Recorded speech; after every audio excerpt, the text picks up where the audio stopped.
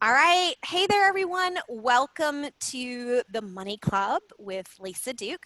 My guest today is Derek Sall, and Derek is going to give us some money inspiration. So, Derek, tell us a little bit about kind of your before picture, how you were with money when you were Yeah, first adulting. I was always pretty decent. My parents were hard workers, big savers. Um, I actually was just telling the story to somebody else, but when I was 14 years old, I got my first job, and I got it because I knew my parents weren't going to supply me money for my first car. So that kind of led me into adulthood, really, of earning and saving, and ended up saving, at the time, this I guess 20 years ago, saved 3,500 bucks for my first car, and at that time, that's probably like 6 or 7 grand today. So got a pretty decent vehicle, and then I continued to work and took care of maintenance and everything. So it really did start early. I learned how to save. I was still foolish. I mean, everyone's kind of foolish with their money at a young age. Like my sister ended up moving out of the house. So I was in my parents' basement still. I was 16 or 17, and I made her room my entertainment room. I bought, flat screen TV and surround sound and painted the walls red. And that was my cool basement of my parents' house entertainment room. So I mean, I definitely blew some money that looking back is like, really? Why did I do that? But overall, I mean, I was a pretty good, always ambitious, entrepreneurial, pretty good earner, and then pretty decent saver too. I was never one to just piddle money away. So Yeah. What do you yeah, credit that to? Were your parents a pretty good example or yeah, just it's weird born because that they way? they never really like sat us down and Mhm. got out the easel and were like, here's how you save money and here's how your income. Like we never had any lessons on money, but I guess it's just learning from their actions, I guess. I mean, Mm, they were savers. They put us all. I'm one of 5 kids, so they put us all through private school. wow. My dad worked a factory job. My mom was a janitor at our church. Mm, Then my dad, in the evenings, had a car dealership to earn extra money, which was essentially the extra money to put us through private school and put us into college. So just watching that, I think, like obviously they weren't buying lavish things. They weren't making a mhm. ton of money, but yet they had some pretty big bills to pay in order to give us a great footstep into the future. So I think just being part of that atmosphere and seeing them work through life, I think was huge. And then you don't catch it as a kid right away, but over time you tend to understand why it is that they did what they did, and now look at them and they're retired and they're doing great. It makes sense. So Yeah, I think that yeah. was a huge part of it. Not all of my siblings got that message, but I grasped it somehow. So that's a Yeah, good yeah. thing. That's interesting. So it sounds like there was not a lot of formal education, but they modeled some Yeah, characteristics that have helped you. Things like hard work, side hustles, being for resourceful, sure. being frugal, and putting your money in alignment with your values, right? Because they could For have sure. had that hard work and that hustle and still, spent it all on, I don't know, parties and Yeah. fancy cars but they Yeah. decided education was important, education of their children was important, and that was going to be something that aligned with their values. And Yeah. And I yeah, think yeah. they always encouraged me. They never said, "Well, that's a stupid idea. Like, why would you go try to mow lawns and make money that way?" It was always just like, "Oh yeah, well, if that's what you want to do, like, give it a shot. Yeah, You yeah, never know what's that's going to happen." fantastic So that they encouraged that. yeah, Yeah. exactly. All right. So take us from, it sounds like we're up to kind of like maybe Late high 17-ish. So school. yeah, yeah, some good choices in saving up for the car, maybe some not so frugal choices with your man cave, Exactly. My early years of man caving. baby man Where did cave. that go? I want that back. Yeah. So how did you get kind of from there to where you are now? Yeah. Oh man, that's a big long story.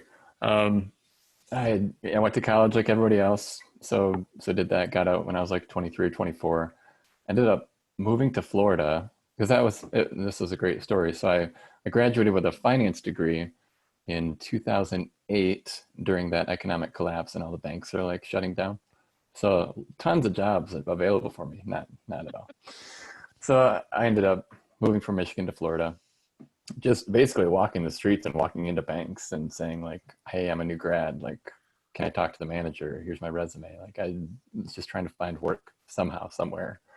So again, that, entrepreneurial and hard work ethic definitely paid off. So ended up getting a job, not with a bank, but at Office Depot as for their headquarters, and worked as a merchandising analyst for a while. So that was kind of my big step into adulthood, I'd say. I had an apartment with a buddy.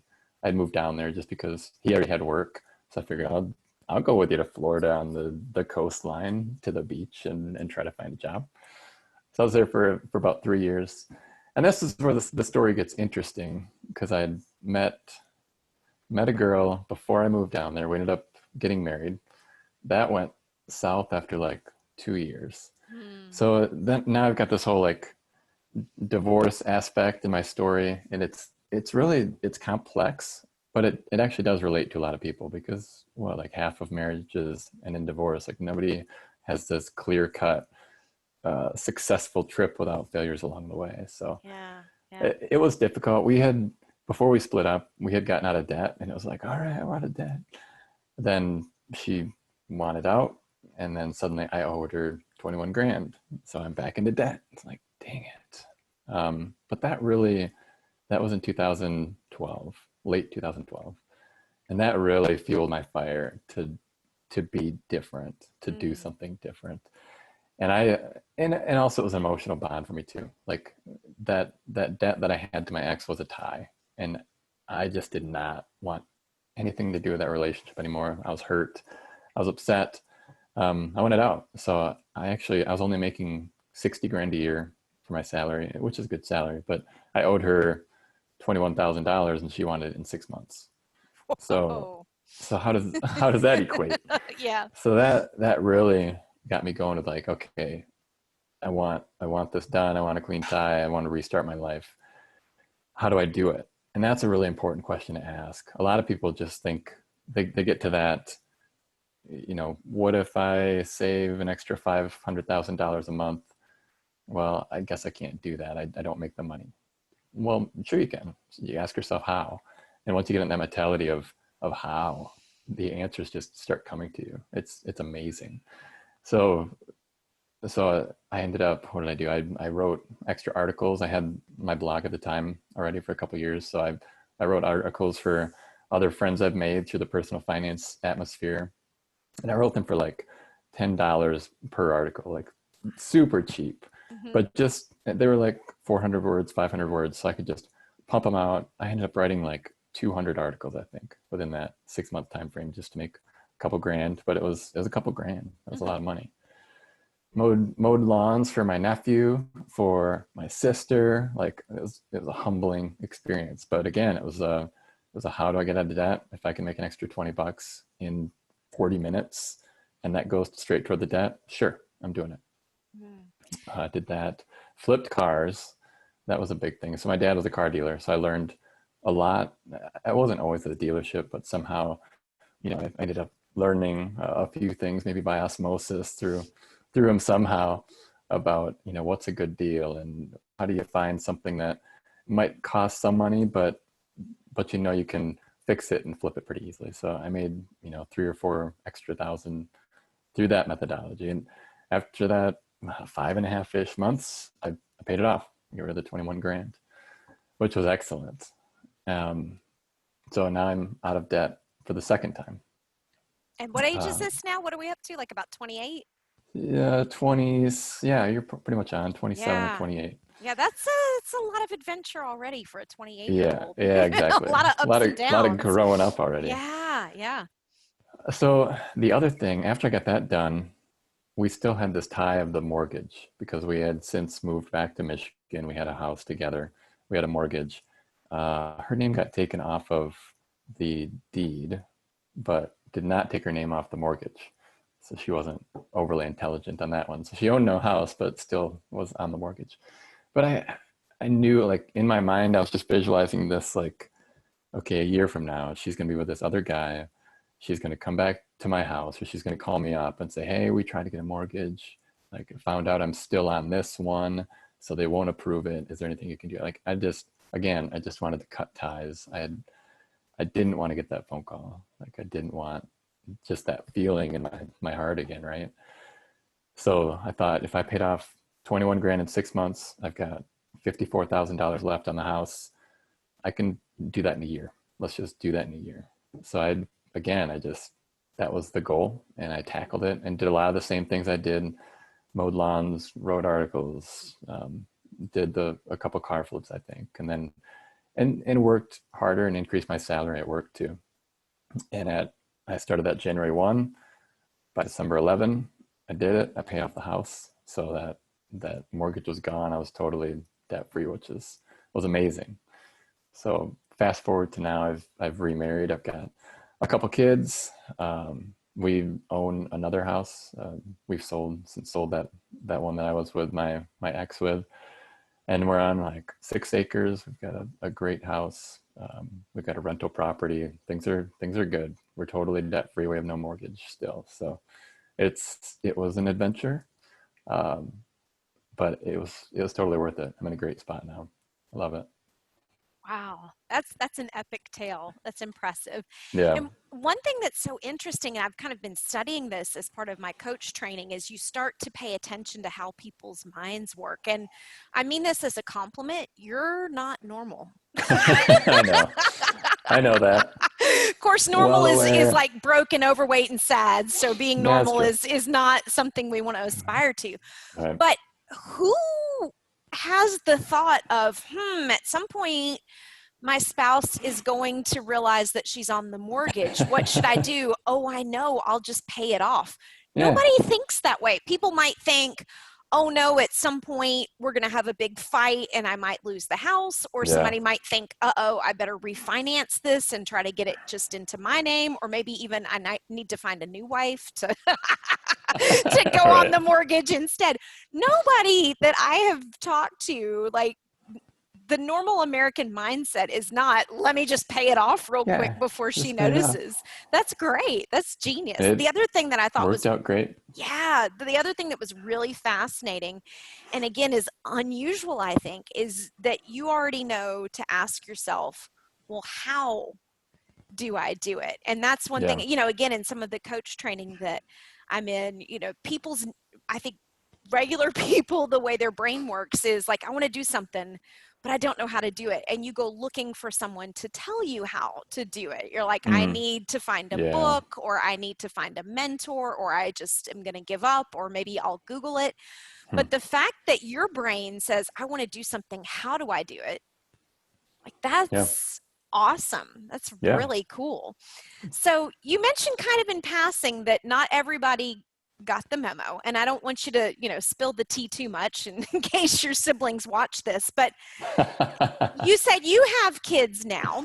Yeah. If you wanted to impart these similar values to them, how, and you can't control another person even if they're your Sure. children, so you don't have 100% control, but based on your experience of having got some of these lessons and seen that not all the siblings got them equally, how would you try to convey Mm. that, or how could your parents have tried to make sure everybody got the lesson? Man, you're tough. I gotta think about this. Like Barbara Walters here. So I've got a 4-year-old daughter, and I've got a 2-year-old son. And obviously the 2-year-old's really too young to catch anything yet. I'm not going to do anything with him. But the plan was with the daughter, I remember when she was 2.5 and I was in the yard and I was just pulling these, random weeds out of the yard and putting them in the back corner of the house. And she just started helping me. She's like, can I take these, put them to the yard, and whatever, I'm sure she didn't have full sentences at that point, but she started helping me. And I was like, I'm going to pay you for that. Like, I'm going to pay you a couple bucks. So the intent over the years, and I'm not perfect, obviously, no perfect individual, but was to continue to do that. If she, by her own will, just helps and I'm impressed, like, I'll pay you some money. Like, I'll give you a little salary for that. This is worth your help. And then we'd go to the store at some point, and that would teach her, okay, I've got $5 or $10, and I can buy something with this. Like, I've worked hard, and now I can purchase something. And there's a ton of other elements that can come into play there too, with like, oh, I can't afford that, that Jeep that I can actually sit in and drive around in with $5 or $10. the issue was we were going to do that about 6 months ago. That's when COVID started. So we've not been to the store. Hmm. Um, we have not increased her salaries based on the work that she hasn't done around here. But yeah, I think in the future though, if I'd answer your question better, um, it's just it's doing things like that, but also teaching along the way. And I think we're doing that, and it's modeling. It's a lot of modeling like my parents did. So a lot of the work I do, I've been at home working. I'm Hmm. one of the fortunate ones that I haven't had to go back into work. I actually have a home desk. This is my bedroom office that we're sitting in here. Um, but she sees that. She sees, Dad's working for the day and he's on his computer and this is what he does. So she's, sometimes I come down, I want to play. She's like, well, Dad, I'm working. And she's got her little like toy laptop open on our side table, and she's got her plastic chair that she's now She slid into runs you place, off. and She's she's like, I'm way too busy. doing one of these, and she's working, and she's gonna make some money, and she's already equated that, work is what you do if you want to earn money. So Yeah. we're doing something right. I hope I'm not doing that to her, that she's like, oh, let's play. I'm like, sorry, I gotta work, which I mean, I have to do during the day, but Yeah. hopefully in Sorry, the evenings I don't do that too I'm much. playing Zoom right now. Yeah, Sorry. right. Talking to Lisa. I'm sorry, I'm working. That's so funny. So yeah, Yeah. it's humans are weird. The mind is a really weird thing. So there's, I think there's value in you thinking about what do we want to teach and how do we teach that, and that's sort of the piece Hmm. that you can control. But what you can't control is how she perceives that and what she Sure. takes from it. And this is, kind of going back to what you were saying about different siblings taking different things away from the experience. I've definitely had that experience in talking to my brother now that we're both adults and remembering back to things that Hmm. happened. And we'll remember the same incident, but we drew different conclusions from it, or we Yeah. remember it in a slightly different way. So it's like you could tell we had the same facts, but our filter on the world, which you wouldn't think with a sibling, it would be that different because you grew up in It is crazy, largely the isn't it? same situation, largely the same genetics, Right. largely the same, like environment and heredity, mostly the same. But yeah, there's Yeah. just that filter through which we see the world that's And unique for everyone. and that isn't something we can control as parents, right? So Mm-mm. I think of the one sibling in particular, and he has some money saved, I'm sure, but it's just the mentality. I mean, he knows he should do this and that, and this is the end result, and this is why. But it's just that, like, but man, I want that boat right now, and I'd really love that new truck, and that's just in the person. I mean, I don't know that Yeah. you can shake that on anybody, Yeah. Yeah. unless some huge life event happens, Mhm. and that's Mhm. obviously nothing anyone hopes for either. Right. But Right. that does shake up people enough to totally change their initial response. Yeah. And I do think there can be, like the rock bottom moments where, Sure. you're Scarlett O'Hara out in the field, as God is my witness, I'll For never go sure. hungry again. There are those kind of moments that people have. And then there's also sort of the gradual realization, the just kind of getting older and maturing. But I think it does have to, for the most part, come from the individual. It's not something that Yeah. you, as a concerned sibling or a concerned parent or concerned person who's interested in money, can force on anyone else. It really kind of Yeah. has to come out of them because it's hard. You're asking somebody, to kind of go against most of our brain, right? Most of our brain is that primitive brain of I Hmm. want it now and I want immediate gratification and tomorrow Sure. might not ever come. And you're asking people then to use the prefrontal cortex and to plan and to delay gratification. And Right. like I'm not into that. It's Yep. no fun. Nobody likes it, but I think that, that ability right there to say there's what I want right now, and also there's the long-term thing. And it's not all about, I do talk to some people in the fire world who will say when they were on their FI journey that they did too much of that they Mm. like had a Sure. lost decade where they just didn't leave the house Yeah. or have any fun at all, didn't spend a dime. And then now they're like, well, we're millionaires, but we don't have any friends and we're out of shape and right, no For life. sure. So you have to find a balance, but it can't be all living for today and it can't be all living in the future. Yeah, You need kind of both, like all your different financial time zones. So, for well, sure. any other words of advice or suggestions or inspirations for somebody who was not born good with money like you and is trying to make the change? What would your suggestion be for how to get started? Yeah, good question.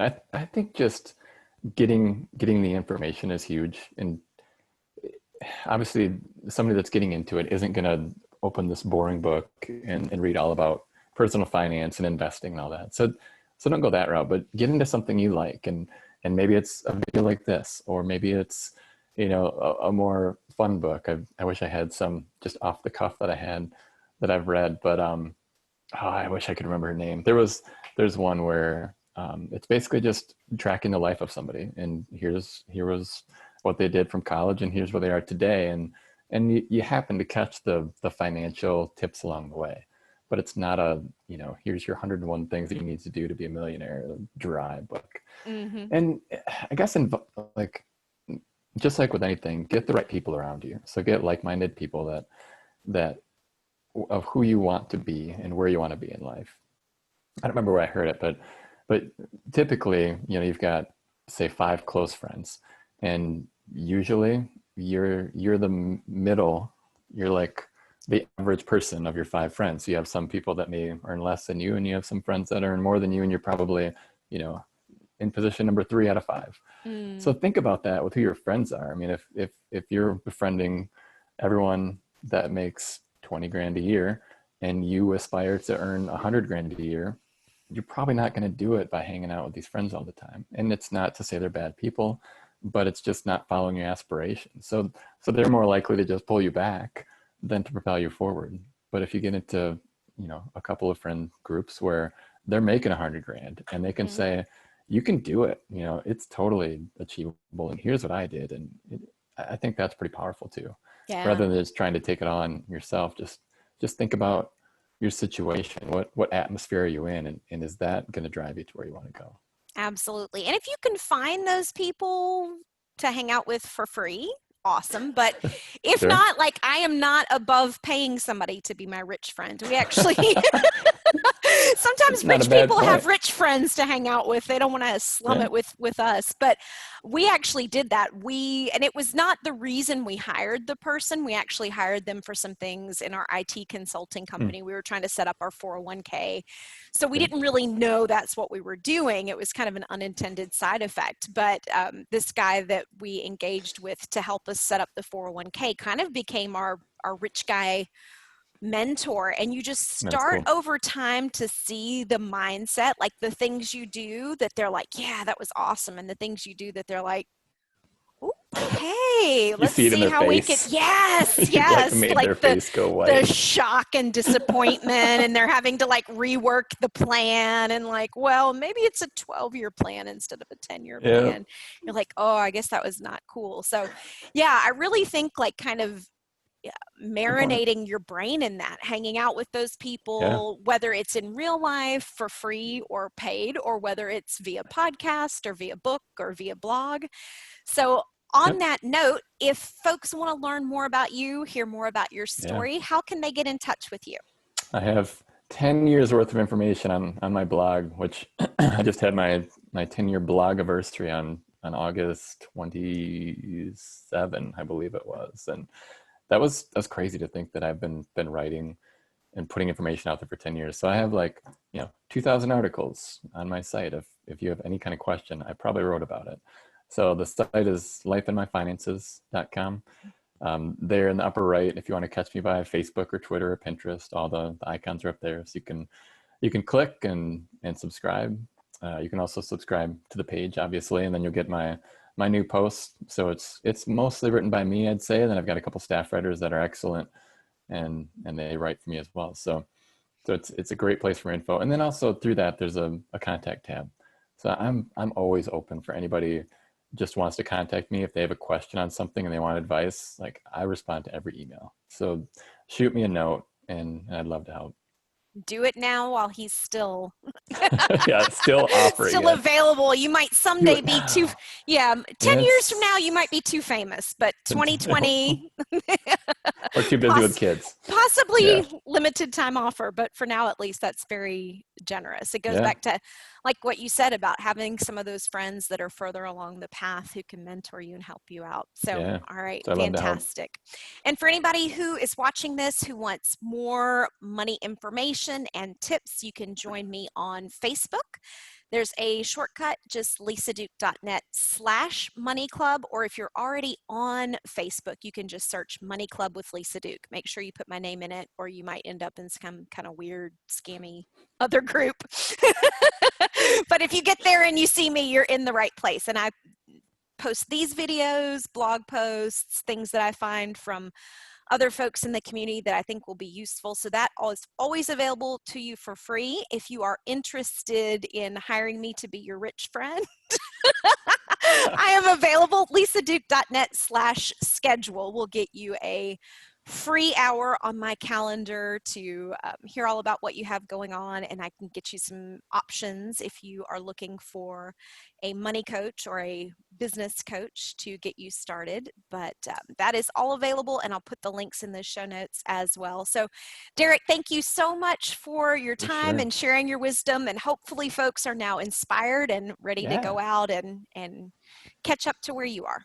I hope so. All right, thanks. Everybody have a good day. Yep. Bye.